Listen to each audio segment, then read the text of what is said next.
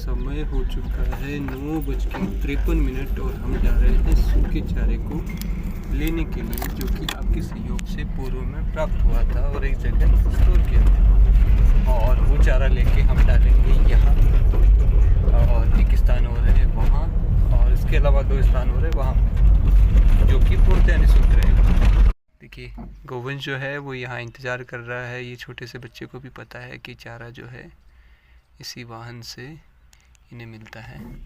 तो अब देखिए, चारों तरफ गोवंश फैले हुए हैं। इनके अलावा भी जो है कई गोवंश इस तरफ भी हैं, तो ये इंतज़ार कर रहे हैं। ये वाले स्थान पर चारा रहता है जो कि कुछ दिनों का शेष है। कोई भी चाहे तो सूखा चारा यहाँ डाल के जा सकता है, जो कि इन्हें नियमित मिलता रहेगा। इससे समय और श्रम जो है वो थोड़ा कम लगेगा, और हम भी अपने निजी कामों को थोड़ा आसानी से कर पाएंगे। धन्यवाद।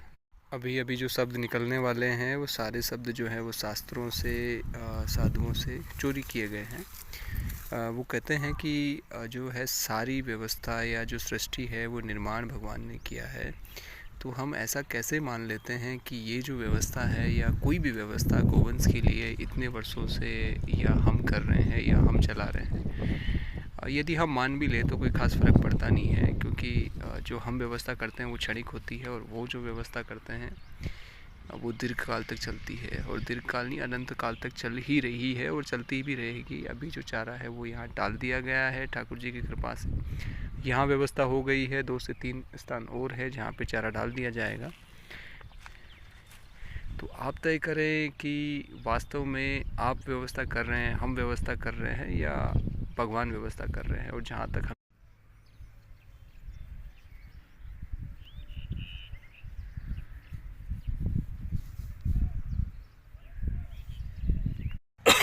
ये जो गोवंश देख रहे हैं ना आप, यहाँ चारा कल नहीं डाला गया था, परसों का चारा डाला हुआ है। परसों का चारा एक पत्थर का ढेर है, इस पर डालना ही पड़ता है क्योंकि ठाण है जो उनमें पूर्ति होती नहीं।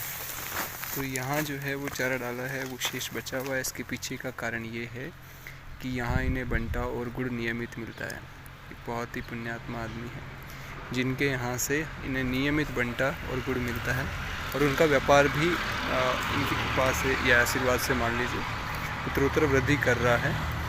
तो आप ऐसा कर सकते हैं कि आप किसी व्यापार में हैं या ऐसा कुछ कर रहे हैं, तो उनका कुछ हिस्सा इन्हें नियमित दे सकते हैं। तो बिल्कुल व्यापार में या आपके कार्य में उन्नति निश्चित होनी ही है। तो यहाँ जो चारा बचने का कारण ये है। बाकी आप